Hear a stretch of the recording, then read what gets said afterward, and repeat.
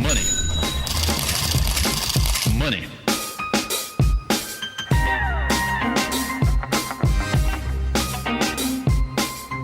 CNBC Diane Olick put out a report that said home price declined ever so slightly from 7.1% to 6.9% on a year-over-year basis.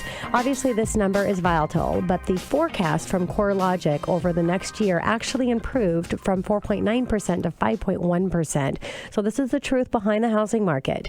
In housing news, the June National Association Home Builders Housing Market Index, which measures builders' confidence, dropped 2 points from 69 to 67. This was 3 points lower than expectations. Last month's number was also revised lower from 70 to 69. And looking at the internals of report, current sales conditions dropped 2 points to 73. Sales expectation dropped 2 points from 76, and buyer traffic fell 2 points to 49. Although this was a slight drop from last month, it is still a solid number.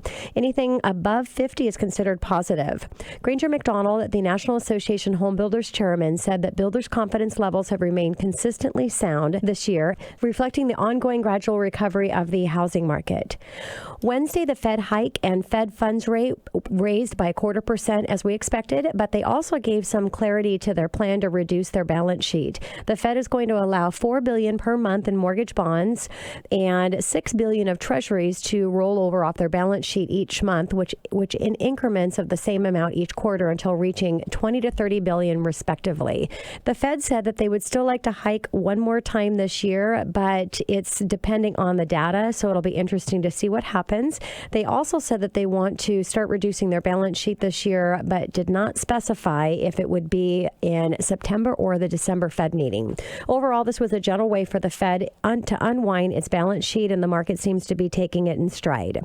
Initial job claims for the week ended 6/10 was released. Initial job claims, which measures individual filing for unemployment benefits for the first time, were reported at 237,000 for last week. This represents a drop of 8,000 from the previous report, which was unrevised at 254,000. The wholesale inflation for the Producer Price Index PPI was released. The headline PPI figure was unchanged and was lower than expectations of 0.1%.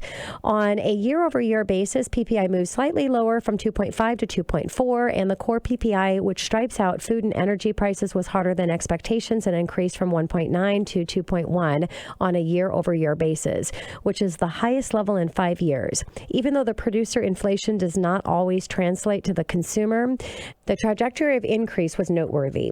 The Consumer Price Index CPI, which measures inflation on the consumer level, was released. Headline CPI decreased by 0.1% and moved down from 2.2 to 1.9% on a year-over-year basis. The core CPI rate, which stripes out food and energy prices, rose by 0.1% on a month-over-month basis, and the year-over-year rate also dropped from 1.9 to 1.7. Overall, inflation did moderate in this most recent report, unlike the Producer Price Index report.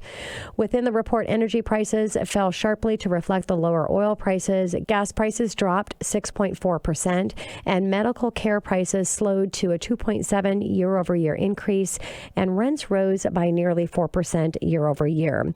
Retail sales May dropped by 0.3%, which was weaker than the 0.1% gain expected. And the control group, which stripes out auto, gas, and building materials, was unchanged, which was also higher than the 0.3 gains expected. Core retail sales are up 2.9% year over year, which is back below the 5-year average of 3.3. A little bit of data shared with you today in the Money Chat. And coming up next on the Money Hour, some like it hot, today's hot real estate market. I have Kim Frazier with John L. Scott right here on 1150 AM KKNW after this short break.